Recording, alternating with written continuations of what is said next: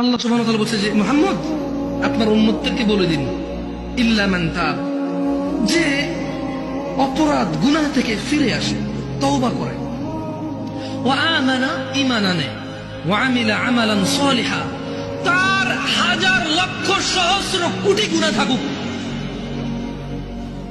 তার গুনাহ আসমানের মেঘমালা পর্যন্ত পৌঁছে যাক, এই পুরো জমিন তার একজনের গুনায় পরিপূর্ণ হয়ে যাক, ওই মহিলার গুনাহ জমিন পূর্ণ হয়ে যাক, ওই পুরুষের গুনাহ জমিন পূর্ণ হয়ে যাক।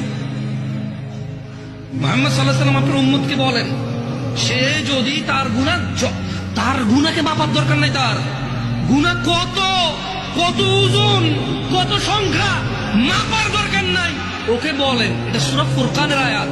আমি কোন হাদিস বলছি না যে আপনি জাল বলবেন, দঈফ বলবেন, মুনকার বলবেন, মওযু বলবেন, তর্ক বিতর্ক শুরু করে দেবেন। এটা কোরআনুল কারীমের আয়াত, এর অনুবাদ করছি। আল্লাহ বলছেন যে আপনার এই উম্মতদেরকে বলে দেন, গুনার সংখ্যাও কেন গুনছে, ও ওজন কেন করতেছে, ও বেঁচে আছে না, ওর নিঃশ্বাস আছে না, ও তো মারা যায়নি, এখনো ওর জন্য তওবার দরজা খোলা আছে, ও ফিরে আসতে পারে, ও ফিরে আসতে বলেন। ও বলুক আল্লাহ যা করেছি আর করবো, তাহলে তওবা করছে, কি করছে, তওবা।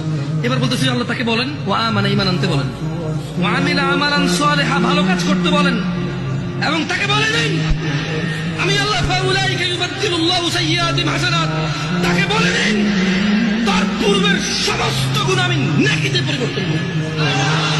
ওয়া কানা আল্লাহু গফুরুর রহিমা, কারণ আল্লাহ অতীব দয়ালু ও ক্ষমাশীল। আমি চলে গেলাম, তুমি থেকে যাও, আমি এখন চলে গেলাম, তুমি থেকে যাও। তোমার পূর্বের গুনাহ 20 বছর, 50 বছর, 30 বছর, 60 বছর, 70 বছর, কত বছর তুমি জানো। তোমার রব বলেছে ফিরে আসো, যে যে যে যে যে যে গুনাহ ফিরে আসো, এগুলো আর করা যাবে না।